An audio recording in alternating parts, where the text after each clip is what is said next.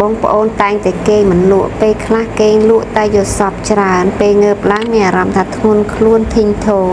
បងប្អូនសាកឆុងតែស្លឹកម្រុំបែបធម្មជាតិយកមកបរិភោគវាអាចជួយធ្វើឲ្យបងប្អូនគេងលក់បានស្រួលសម្រាប់ស្លឹកម្រុំបងប្អូនមានច្រើនក៏បានតិចក៏បានបងប្អូនយកមកលាងទឹកសម្អាតឲ្យបានស្អាតស្លឹកម្រុំបងប្អូនត្រូវយកចាស់កាន់តែល្អយកមកលាងទឹកសម្អាតបានស្អាតហើយបងប្អូនត្រូវដាក់ឲ្យស្រស់ទឹកបងប្អូនយកទៅហាលតែហាលបងប្អូនកុំហាលឲ្យត្រូវកម្ដៅថ្ងៃខ្លាំងពេកបងប្អូនហាលកន្លែងណាដែលភ្លឺតែមិនចាំបាច់កម្ដៅថ្ងៃក្ដៅទេបងប្អូនហាល3ទៅ4ថ្ងៃរហូតដល់ស្លឹកម្រុំនឹងស្ងួតស្រួយ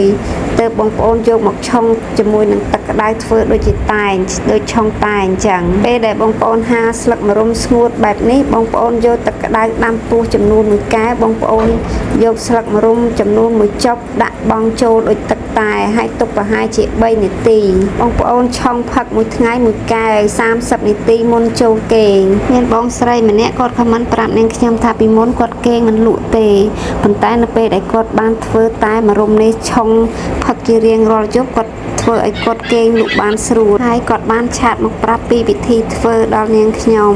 អញ្ចឹងហើយនាងខ្ញុំក៏បានយកមកធ្វើជាវីដេអូដើម្បីចែកជូនដល់បងប្អូនដែលគាត់តែងតែមានបញ្ហាគេងមិនលក់ពេលខ្លះគេងលក់ហើយតែយល់សប្តិច្រើនគេងមិនស្ងប់បងប្អូនដែលមានបញ្ហាគេងមិនលក់បងប្អូនអាចសាកតាមវិធីធម្មជាតិនេះបានបើសិនជាបានផលបងប្អូនខមមិនប្រាប់នាងខ្ញុំខាងក្រោមវីដេអូផងអរគុណ